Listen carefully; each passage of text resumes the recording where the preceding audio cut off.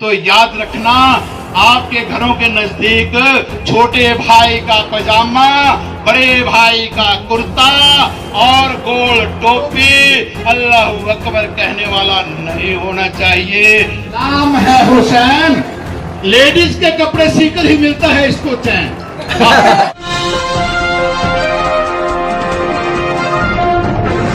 साथियों नमस्कार, मैं हूं नीरज पटेल और आप देख रहे हैं नेशन जनमत। भारतीय संविधान का अनुच्छेद 15 कहता है, लिंग, धर्म, जाति, जन्मस्थान के आधार पर देश के नागरिकों से भेदभाव नहीं किया जा सकता। ऐसा करना गैर संवैधानिक और अपराध की श्रेणी में आता है। हैरत की बात देखिए, ये सब उसी संविधान का आर्टिकल 15 कहता है जिस संविधान को इस समय नेता प्रतिपक्ष राहुल गांधी लिए घूम रहे हैं। राहुल गांधी का नाम मैंने यहां इसलिए लिया क्योंकि इसी संविधान की, जिसके खतरे में होने का डर दिखा करके लोकसभा में देश की जनता से वोट मांगे गए थे, उसी संविधान की कांग्रेस शासित हिमाचल प्रदेश में धज्जियां उड़ाई जा रही हैं। एक और हैरत की बात, राहुल गांधी अपने बयानों में मोहब्बत की दुकान खोलने की बात करते हैं, लेकिन सीना ठोक करके सरेआम नफरत की दुकानों को, नफरत के बयानों को बढ़ावा दिया जा रहा है। अगर यकीन ना हो तो हिमाचल प्रदेश के मंडी में हिंदू संगठनों द्वारा मुस्लिम समाज के विरोध में निकाले जा रहे इस जुलूस में शामिल हुए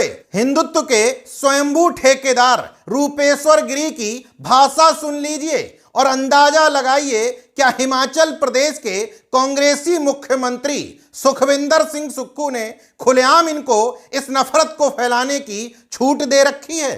जिसने भी ये मकान दे रखा है हुसैन टेलर, और वो भी स्पेशलिस्ट है लेडीज, क्योंकि आपकी औरतों को तो हम भगा के ले जाएंगे।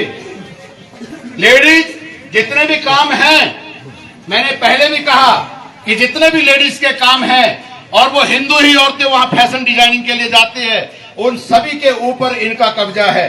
तो याद रखना, आपके घरों के नजदीक छोटे भाई का पजामा, बड़े भाई का कुर्ता और गोल टोपी अल्लाह अकबर कहने वाला नहीं होना चाहिए।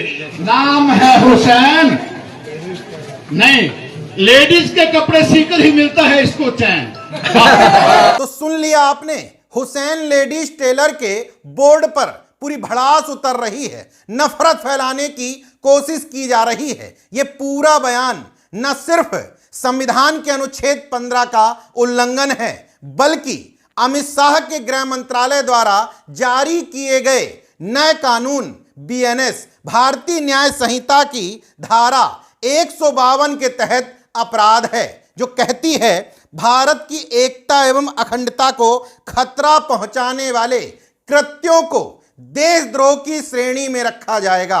तो क्या इस तरह के बयानों से देश की एकता एवं अखंडता को खतरा नहीं पहुंच रहा? सुक्खू सरकार की पुलिस सामने खड़ी है, उसी के सामने नफरतिया बयान दिए जा रहे हैं, फिर भी मौके पर गिरफ्तारी तो छोड़िए, बाद में एफआईआर करने की भी हिम्मत नहीं हुई। इसी रूपेश्वर गिरी का एक और बयान सुनिए।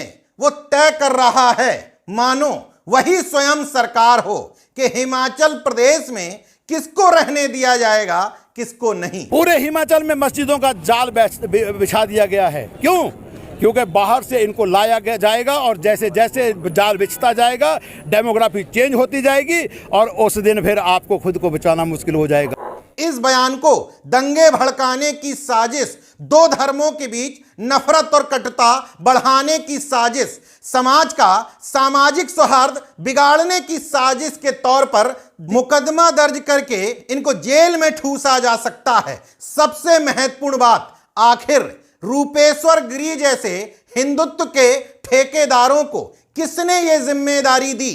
क्या मुख्यमंत्री सुखविंदर सिंह सुक्खू से ये परमिशन लेकर के आए हैं कि ये लोग अब तय करेंगे कि हिमाचल प्रदेश में कौन रहेगा, कौन नहीं, किसकी दुकान खुलेगी, किसकी नहीं, कौन महिला किसके यहां से कपड़े सिलवाएगी, किसके यहां से नहीं। इन तमाम महिलाओं को अगर समझाना है तो घर में बैठ करके जो आपकी विचारधारा का मानसिक गुलाम है उसको समझाइए, लेकिन सार्वजनिक तौर पर ढिंढोरा पीट करके इस तरीके से संविधान का उल्लंघन करेंगे, देशद्रोही भाषा का प्रयोग करेंगे तो इसका विरोध किया ही जाएगा। हिमाचल में ये पहला मौका नहीं है। मस्जिद के मामले में लगातार तथाकथित हिंदुत्ववादी एक धर्म विशेष के लोगों को टारगेट करने की कोशिश कर रहे हैं। लगातार हिमाचल से वीडियो आ रहे हैं। कुछ दिन पूर्व एक घटना प्रकाश में आई थी जिसमें मुस्लिम धर्म के लोगों को टारगेट किया गया था, ये कहते हुए कि उन्होंने शिवलिंग में तोड़फोड़ की है। बाद में पुलिस ने पकड़ा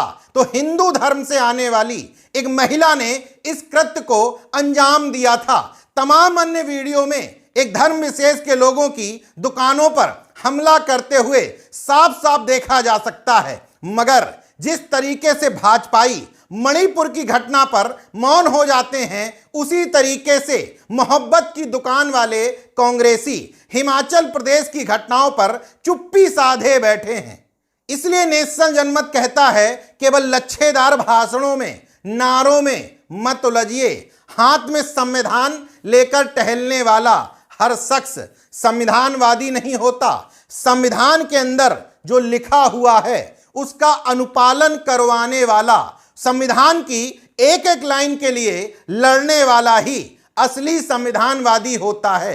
राहुल गांधी अगर वास्तव में संविधान को दिल से लेकर के टहलते हैं तो हिमाचल प्रदेश की इन घटनाओं का संज्ञान लेते हुए मुख्यमंत्री सुखविंदर सिंह सुक्खू को टाइट करें कि कम से कम कांग्रेस शासित राज्यों में संघीय सरकारों की तरह एक धर्म विशेष के लोगों को टारगेट करते हुए समाज में नफरत ना फैलाई जाए। वरना एक बार तो उनकी मोहब्बत की दुकान चल गई, लेकिन घर पहुंच करके माल ठीक नहीं निकलेगा तो ज्यादा देर ये दुकानदारी चल नहीं पाएगी। देखते रहिए नेशनल जनमत, जागरूक और सजग बने रहिए। जय विज्ञान, जय संविधान, जय लोकतंत्र। धन्यवाद।